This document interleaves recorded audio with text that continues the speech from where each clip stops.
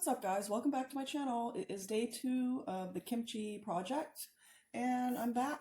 I wanted to cut out a couple of steps. So just to let you know, I went ahead and drained the cabbage.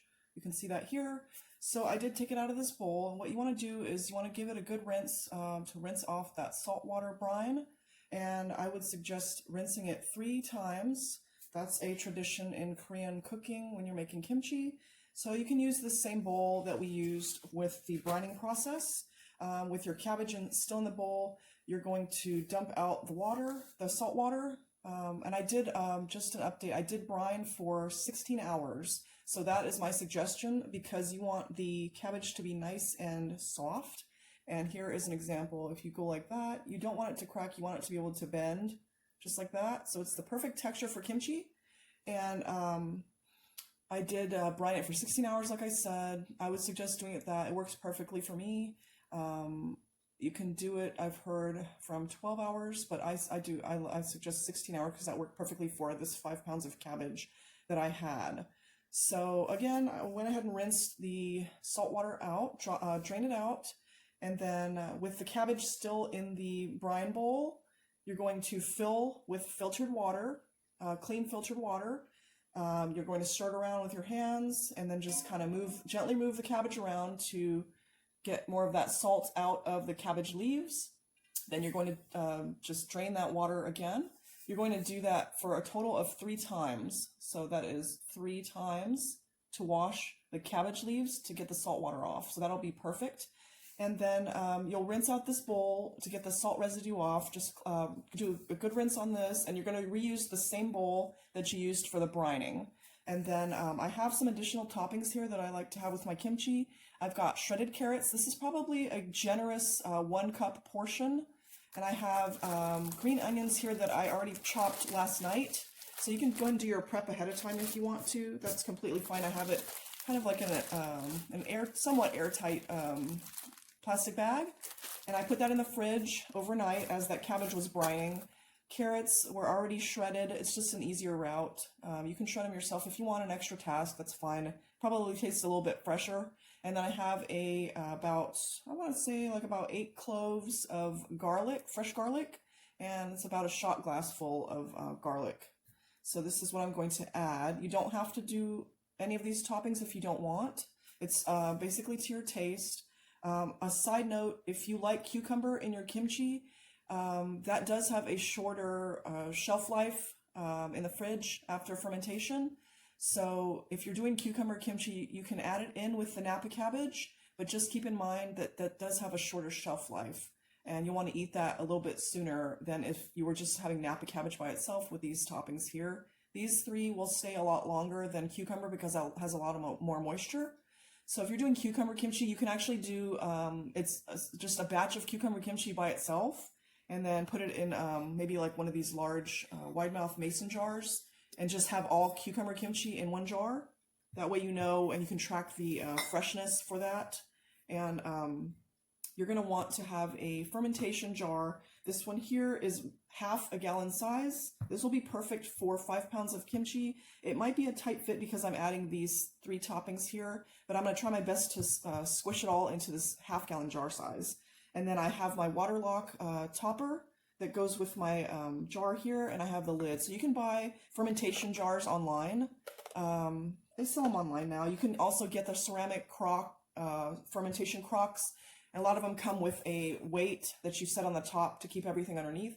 I do have a couple of kimchi containers that I'm going to be transferring the kimchi to after the fermentation process at room temperature. I will basically ferment for a couple of days at room temperature on the countertop, and then from there I will transfer it to my kimchi container, which goes in the fridge, and that will stay in there indefinitely. If you like it more of a pungent, savory, stronger flavor of kimchi, you can leave it in the fridge a lot longer. So I'll go ahead and get started with the next steps for the kimchi. And what you want to do is you want to first start off with your kimchi gloves. You definitely don't want to be touching the kimchi paste, which I have here. So this is my kimchi paste, and you'll want to do about 6 ounces of kimchi paste.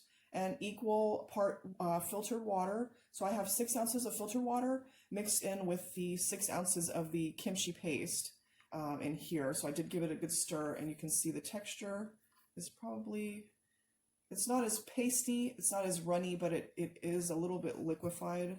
So that'll be good for the kimchi, for the cabbage to be mixing in there. So go ahead and get my gloves on.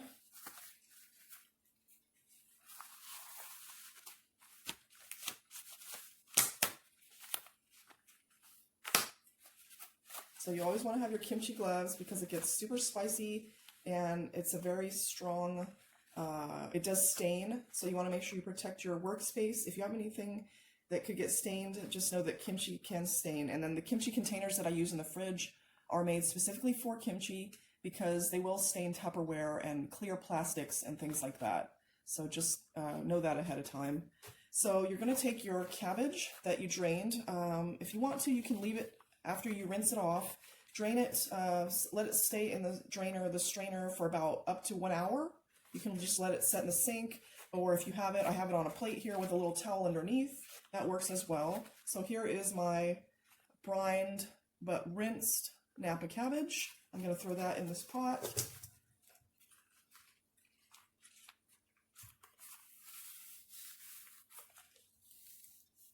So this is your cabbage. Then I'm going to throw in my green onions. I have about, I believe this was like 6 or 7 stalks of green onions. So you'll want to include that in there. And then I have my carrots. It's about a generous 1 cup portion of carrots. So you'll throw that in.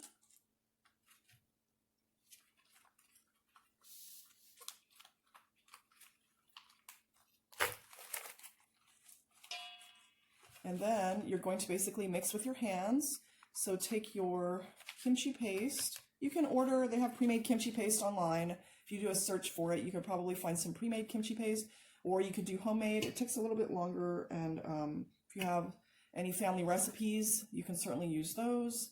So I have my, again, equal parts filtered water and the kimchi paste. So you're going to pour that all over. Ooh. Just want to make sure you can see that. Oops, I've dumped my garlic over. So that's my kimchi paste. Make sure you get all of that out of there. You want to use every bit of that kimchi paste. Don't let it go to waste. And some people don't like the traditional version, which does include fish sauce or fermented shrimp, Korean style fermented shrimp. So if you don't like that, you can leave that out, or, you know, that's basically a vegan version of kimchi without that seafood included. But for me, it does add an awesome umami flavor, that savory, put that stank on it Korean kimchi flavor that to me is authentic. So if you can, include it because it will definitely make a difference in the flavor of your kimchi. So here is my mixture. Let me grab my garlics. I'm probably going to throw those in. I feel like I want to throw them in as I'm filling the jar because I like to disperse the garlic a little more evenly. So I will keep this off to the side for right now. And you'll go ahead and mix your kimchi. Make sure your area that you're working in, you don't worry about anything getting stained. So just use your gloves, don't be shy, and get in there and do your mixing.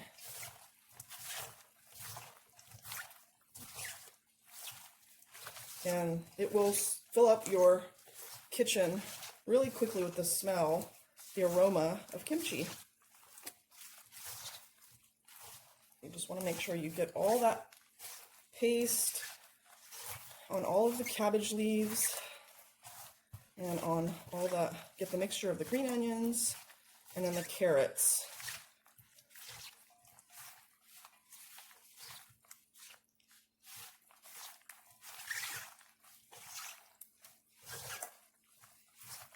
And the good thing about using one of those kimchi containers, I'll show you in the next part of my video when I move it over to the kimchi container, is it will actually help contain the odor of the fermenting cabbage.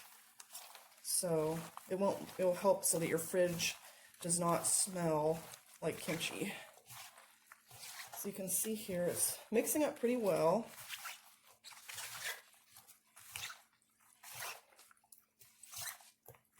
Make sure you pull from the bottom because you have a lot of your sauce, kimchi paste, and all that at the bottom.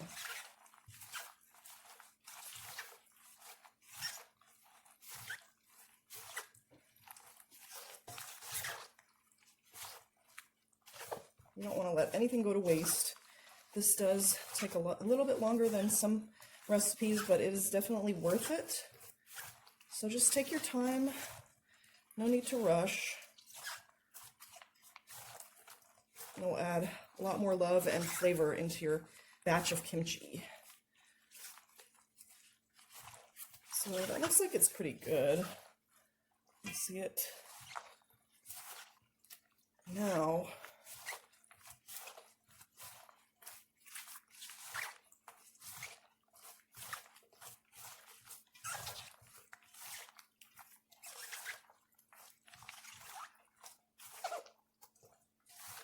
you can always just keep your gloves.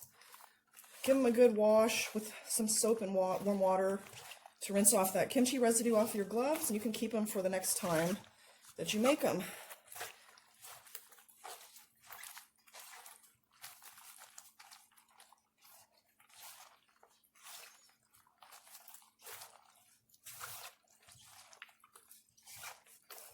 Now comes the tricky part.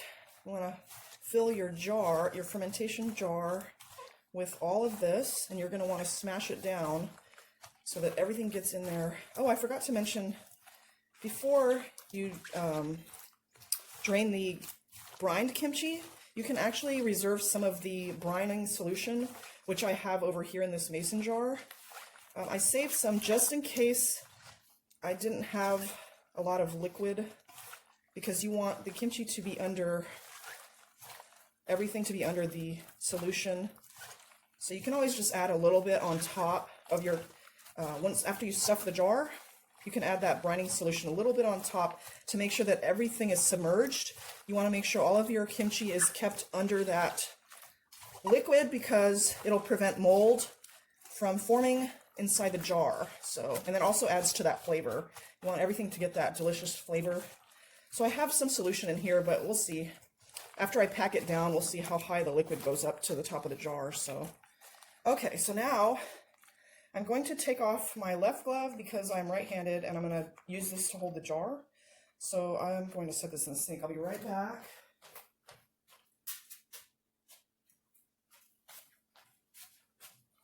Now, you're going to, let's see if I can do this seated. See how this works out. And then you can also try the, you can also taste the sauce, the kimchi paste and everything. You can taste it to see if you like that flavor. For me, I'm going to throw a couple of cloves of garlic in the bottom. Just try to set them in there to add to the flavor. So here's that. I wonder how can I do this with a camera? Let me see if I can position everything so I don't make a huge mess. So I move my water so I don't spill that. Make sure you can see all that. And then I'm going to start filling my jar. You can just do a little at a time so that it's not making such a huge mess. Just grab it with your glove and fill it in there. It's making, I have some, let me grab a napkin.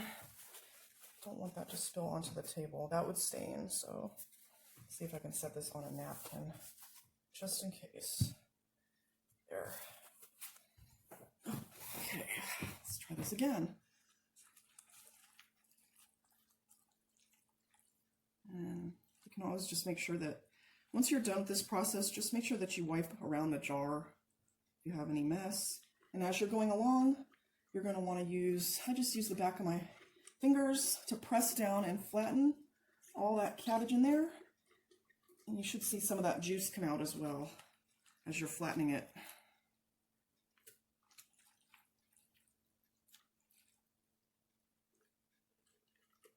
And as I go along, I'm going to add more garlic, kind of like layering it so that each section can get some of that love from the garlic. See, put a couple more in here. And then the fermentation process will actually turn that the garlic into kimchi-fied garlic. So if you like garlic, I love garlic and onions, so I put extra. And you can actually just eat those whole cloves after the kimchi is ready. So you have kimchi garlic, or garlic kimchi, I don't know.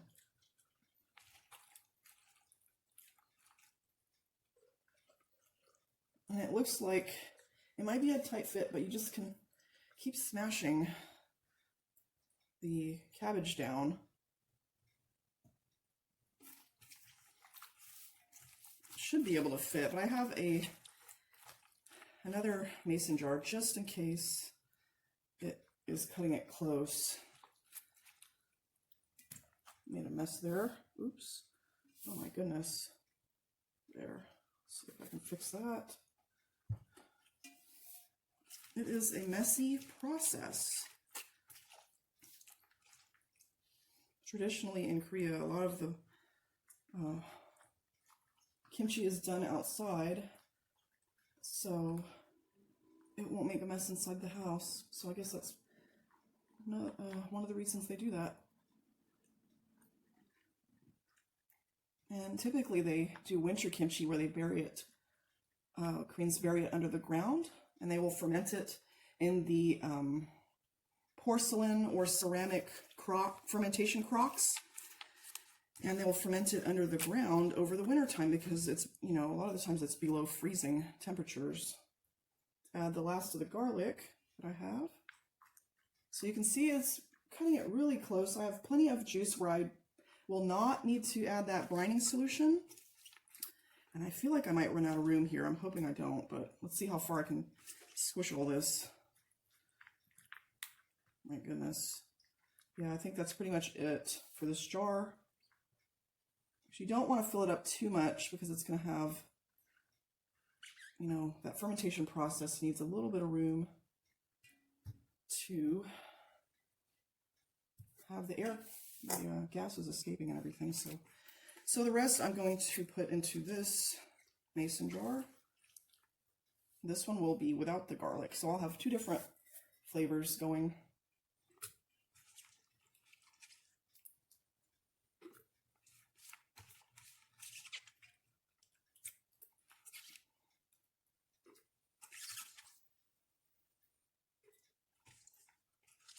A little bit left. I feel like I could have I feel like I could squish it in there, but I just don't want to risk it because it's pretty high up on that jar, so we'll see.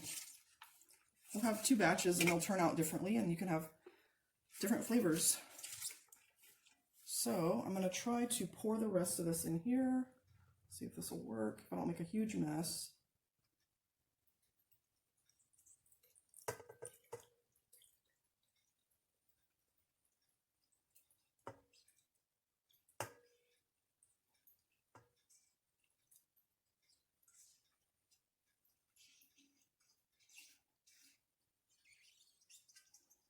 Okay, let me throw this in the sink.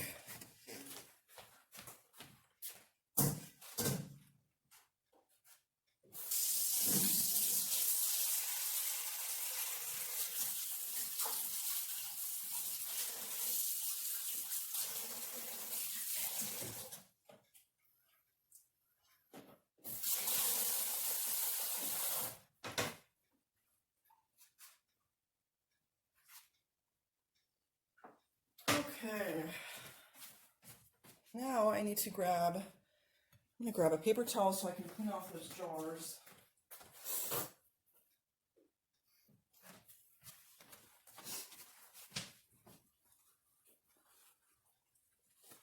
Just go around and clean any of that juice that may have spilled around the edge and on the jar. Oh, I just touched it. That was smart.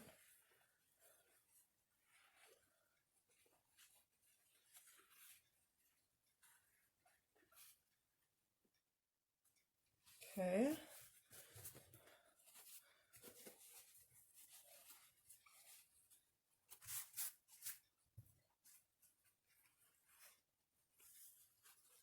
I think I have everything. And this one I need to pack down a little more. So let's see if I can move this camera.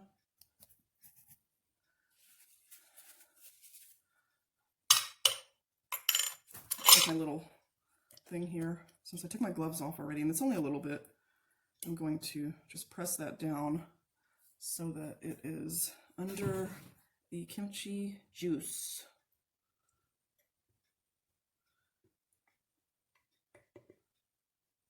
That one is very tightly packed, so this is going to be a really good batch. And I love the green onions. I put plenty of extra green onions because I just love onions and garlic, and you know, it makes a lot really good flavor. So there's that. Now, for my mason jar, I'm going to, I don't have a water lock for this one. You're going to lightly close. You don't want to tightly close it because there's going to be gases escaping, so you want this to be on here lightly so that the air can come out of there. You're going to set this on the countertop. Sometimes I've heard like horror stories of people that did kimchi and they put the tops on too tight. They didn't have a fermentation system and the glass actually busted. So it was like broken inside the fridge or wherever they had it. So this is the mason jar. This is the leftovers. So that's going to be one. Now for my main jar here, the prize, my precious, you're going to take your fermentation jar. This is a special lid that has this on the top for the air to come out. You're going to just set that on just as tightly as it can go. This is plastic, so not too tight. And you'll just set this in the water lock. I filled it up. There's a line here. Set that in there. And you're good to go. It should set in there. I don't think you have to press it too hard. See if this will hold up. So this is pretty much your fermentation system for the next, you could leave it for 2 days, 3 days, depends on how funky you like your kimchi. I like mine with a bit more stank on it. So I'm going to probably leave it for 2 days, open it up, take a taste of it and see how you like it. And then I will add on to this video in a couple of days. I'm just going to add on to the same video so you can see that process. And then I'll transfer it over to my kimchi containers and I'll show you that as well. So hopefully this helps you. I cannot wait to taste this batch of kimchi. I have a feeling it's going to be extra tasty. So I'll be back when I check on the fermentation process and how the flavors are doing, and then I will transfer it over to my kimchi container.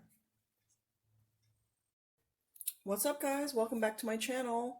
I'm back to finish up my kimchi video, and I went ahead and fermented that at room temperature for, it's on day 3 right now.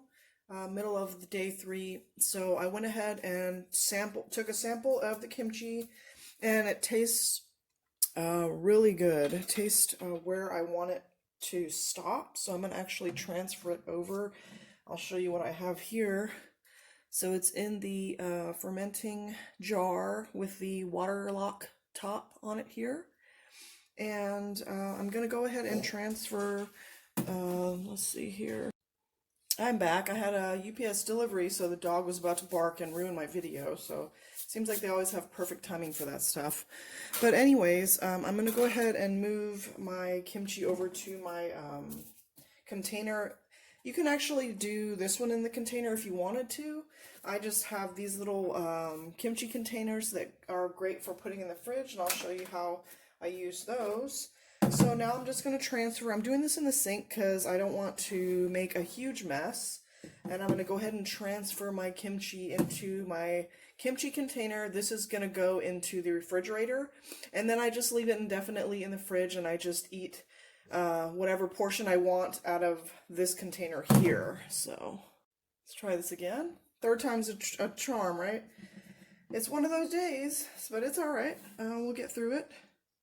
So I'm going to go ahead and remove my water lock out of this container. Actually, so there's that. Some of the kimchi juice came out. That's okay. So that's why it's great to do this in your sink, so it's not a huge mess all over your table. So I just went ahead and emptied that water out of the water lock here. And this is reusable. You can use this the next time for your next batch of kimchi. I'll just set this off to the side, and you can see my kimchi here, pretty close to the top. It does increase the moisture, so when you're first making it, always remember that, because it will go up higher than what you leave it as it's fermenting. So you can pretty much see it here. I've got my green onions here. I have my cabbage, great texture, and then I have the carrots as well. So I'm going to go ahead and move this over to my kimchi container. Let's see if this will work with... If I try to pour it, I feel like it's going to overflow. And I don't want to lose any of the precious kimchi, so I'm just going to move it over manually with my hands. And there is a lot of kimchi juice. It has awesome flavor, and it's really delicious. I tried a couple pieces, actually late yesterday, and it was pretty much where I like the flavor, and left it a little bit longer today, so it'll be even more delicious. So as you can see, as you're going along, just set it in that kimchi container and squish it down, just like when you did it the first time around in the jar. So, and it's a pretty good amount. I mean, if you make half a gallon size of the prepared kimchi, it's going to last you a pretty good while. It depends, obviously, how often you're eating it, and how many people are eating it as well. So just keep smashing it down. And here's my garlic. You can see that's going to be delicious. Kimchi is really good on a lot of different things, and it's gotten a lot more popular these days. People are putting it on pretty much everything. I've seen people putting it on hot dogs, on their like tacos and burritos, and they're doing like Asian fusion style like that. So it's really cool to see that, how it has evolved into our food culture today. And it is definitely a staple of Korean cuisine. I'm going to put some of this back. It's pretty full already. So let's see how far this will go. Pretty much a staple in Korean cuisine. It's served with every meal, and it's common to have it with, if you're just having a snack, you could just have steamed white rice with kimchi, and it's pretty common as far as on the Korean dining table. So I'm going to stop here at this level. This is how much I have left in the jar, about 1 inch tall of kimchi left, and I'm just going to move this over to another container that I have, because I'm probably going to, I have about like 1.5 cups of kimchi in this jar left over, and this Korean kimchi container that I have here is about almost half a gallon, so that's why I have a little bit left. And this I will actually eat probably and finish through the next couple of days, because I have it when I have my lunches. I usually do like a soup for lunch, and I'll throw a big pile of kimchi on top of my soup, and that's my lunch. So that's pretty much that. I'll probably just finish this up probably, like I said, in the next couple of days. So I'll go ahead and put it with my other jar that I had originally. I had a little bit left over. So I'm going to go ahead and toss this in with this portion. So I'll just open that up. And then I'll go ahead, let's see if I can get this on camera. Make sure you can see. So I'll just grab this out of here, toss it into that overflow jar that I had for the first batch that I made. And I ended up making another batch of kimchi, very, very super spicy batch. So I want to keep those separate when I'm storing them away in the fridge. So again, just keep squishing this down so everything is underneath the juice, because that's how you keep it fresh, and you keep you prevent mold from settling on top of the kimchi inside the jar, because that could still even happen if it's in the fridge. So for this one, this is going to be my immediate consumption jar. This is what I'll eat off of first. And then this other container here, I will actually just leave in the fridge. You can leave it in there for months. Some people leave it for quite a long time, and it just gets better with time. As the time goes on, you can have a lot more of a pungent flavor, stronger flavors in there, and it just gets better as I think as the longer it sits. So this is my there, and now I will show you how to do the kimchi container. And you can get these online if you don't have an Asian grocery store, Korean grocery near you. They do sell the kimchi containers online, so definitely check those out. I got these off of Amazon's website, and there's a lot of different sizes. So this is, I think this is the smallest size, and that does hold close to half a gallon of kimchi. I mean, just depends how much you're going to make. I like this size because it fits easily in the fridge. So that's why I chose this. I got a couple of these, and I do have another one here for the next batch of my spicy kimchi ready to go. So with the container, what you're going to do, I just want to clean up this as I'm going along so that keeps everything tidy. Now with your kimchi container, it will come with, let me rinse my hands. There.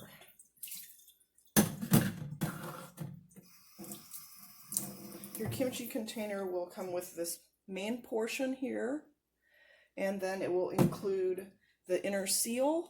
This is a little vacuum seal that you'll put inside the container, and then it should come with your lid here that has the flip down clip tops here. So what you'll do is you're going to take the inner seal here. It has a little, I don't know what you call this, a little stopper that's attached, and you'll actually leave this open as you're closing up the kimchi so that the air can come out. And it does have a vacuum seal around the edges with this rubber piece, and you'll set it in the container. And then you want to do it kind of like at an angle so that the air can escape. And what you'll do is every time you go into this container, you want to press this down so that the lid, the inner seal, is touching the top of your kimchi, but not pressing so close so that there's juice coming out of that opening there. And then from here, and if you do have more watery kimchi, there's a different style water kimchi that they do with something called mu. That's like a Korean radish. So this is pretty much how you want to do it, and you'll close off that little stop with the stopper, and you're pretty much good to go. So you can check on this, like if you want to, every now and again in the fridge. If you need to, and actually as you're eating it, the level of the kimchi will obviously go down, and you'll want to make sure you keep readjusting this inner seal so that it's directly on top of the kimchi, and it keeps a nice airtight seal for the fermentation, the rest of that fermentation process. But at this point, you could eat this now, you could eat it and it's totally fine. The longer you let it sit, the flavors will get stronger and more tasty, in my opinion. And then you get your top. I just gave this a quick rinse. So get your top and then snap the top onto the container and you're pretty much good to go. So that is your Korean kimchi container. This goes directly in your fridge and you can just pick your portion directly out of here and it keeps it fresh for you.